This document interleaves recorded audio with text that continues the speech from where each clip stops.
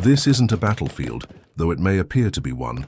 It's a food distribution site in Gaza. As thousands wait for aid, bullets kick up dust around them. This is one of 4 distribution sites operated by the Gaza Humanitarian Foundation, GHF, a joint Israeli-American initiative said to replace the UN and prevent Hamas from stealing food. But this video tells a different story. It shows armed American guards working for GHF opening fire on starving civilians. It was filmed by a US soldier who worked for the foundation before abandoning the mission after witnessing American personnel, in coordination with the Israeli military, kill unarmed Palestinian civilians. I believe that the Gaza Humanitarian Foundation is complicit in war crimes and that they are involved in an enterprise that has failed from the beginning. I witnessed it on the ground in Gaza. Americans don't set up food to a starving population and have them walk through a war zone just to then shoot at them. Palestinians, human beings, trampled to death on a site that we could have prevented. Those deaths are on us as Americans. We're complicit in that. Here's the international community.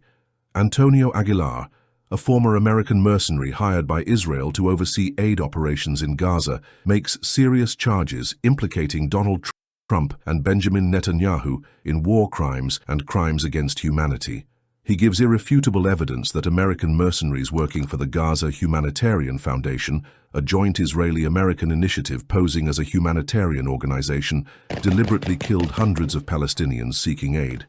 Aguilar's rare testimony exposes previously unknown details about GHF, long believed to be a legitimate relief group.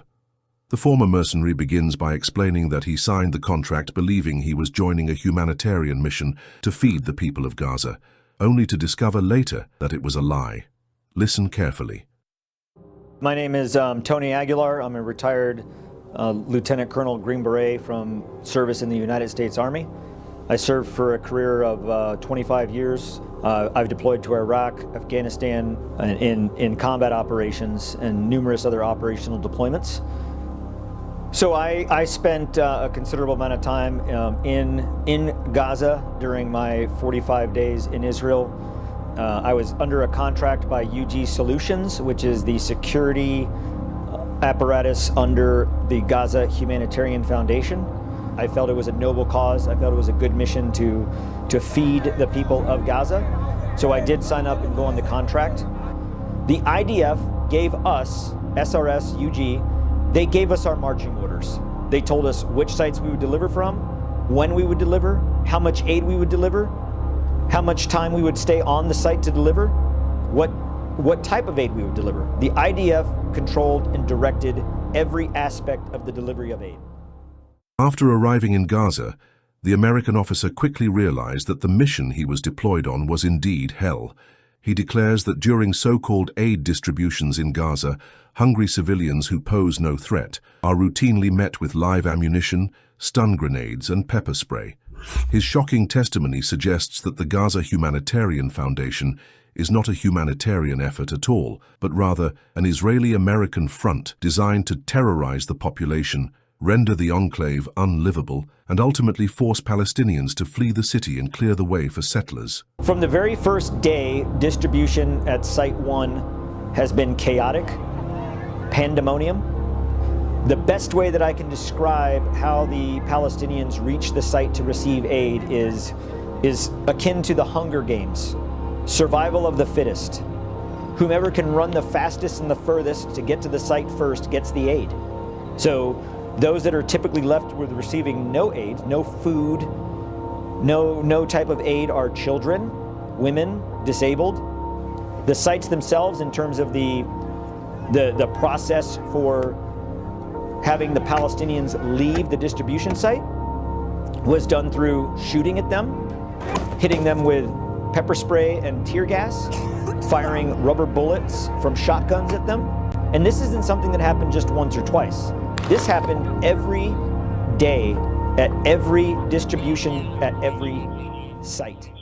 In his testimony, Tony Aguilar recounts 3 specific incidents, each with dates where American contractors tasked with providing security deliberately turned their weapons on starving civilians, killing them as they waited for food.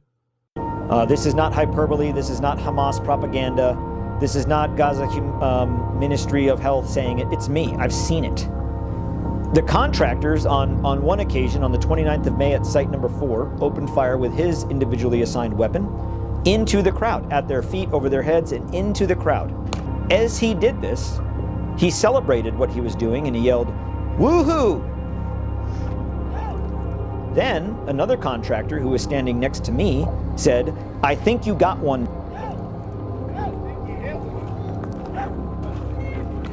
The contractor that was shooting then replied, "Hell yeah, boy."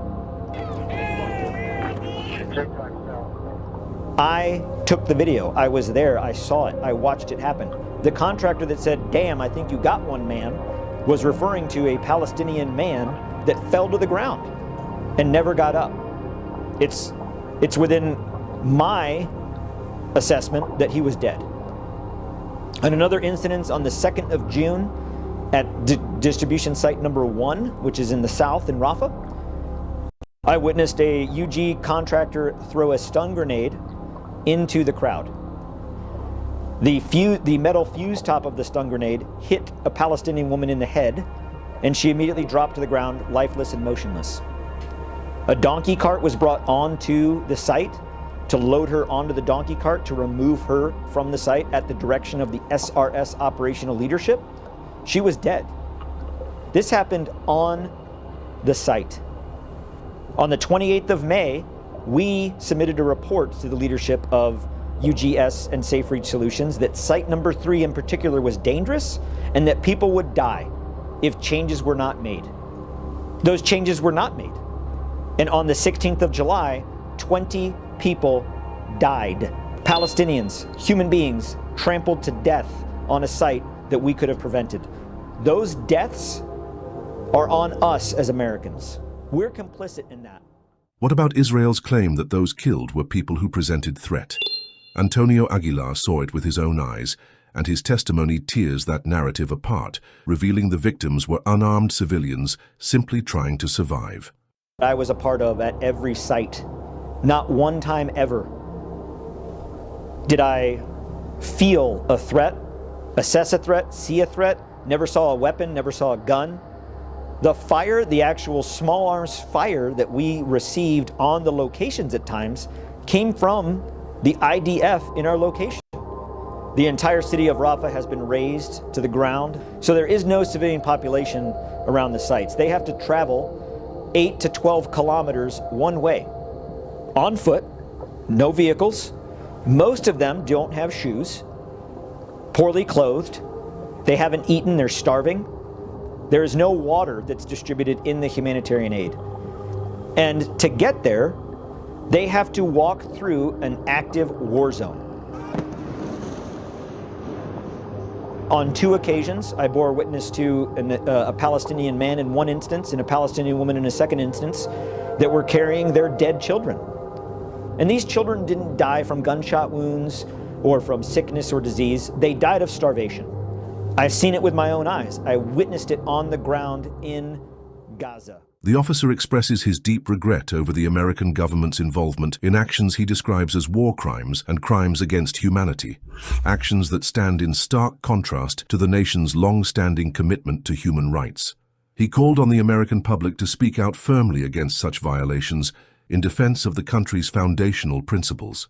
Americans don't set up food to a starving population and have them walk through a war zone just to then shoot at them and hit them with stun grenades and pepper spray and then send them on their way. That's not the American way. That isn't in line with American values. After 25 years of service, when I hung up my uniform, I didn't hang up my oath. And my oath is to the Constitution and to the values of this country. Not to a president, not to a Congress, not to a company, but to this country. And I think most Americans would agree with that. The distribution itself is not feeding the population of Gaza. In fact, we are starving them because we are providing them with so little. The mechanism in place right now does not work. It is my job to make sure that the American people know this, because our tax dollars are going to this. Your tax dollars, U.S. taxpayers, are funding this. Finally, Antonio Aguilar reveals the turning point, the moment he decided to walk away from the mission, terminate his contract, and return to the United States. When I was hired on the 14th of May, signed my contract, that was supposed to run through the 21st of August. On the 14th of June, at that point, I had witnessed indiscriminate shooting, inappropriate use of force, dereliction from the leadership. I brought each circumstance to the leadership with a recommendation and solution on how we could address this. I was committed to seeing this succeed. When the leadership ignored it, that was my red line. That crossed my moral threshold of what I could put up with. And I left. I terminated my contract and I came home.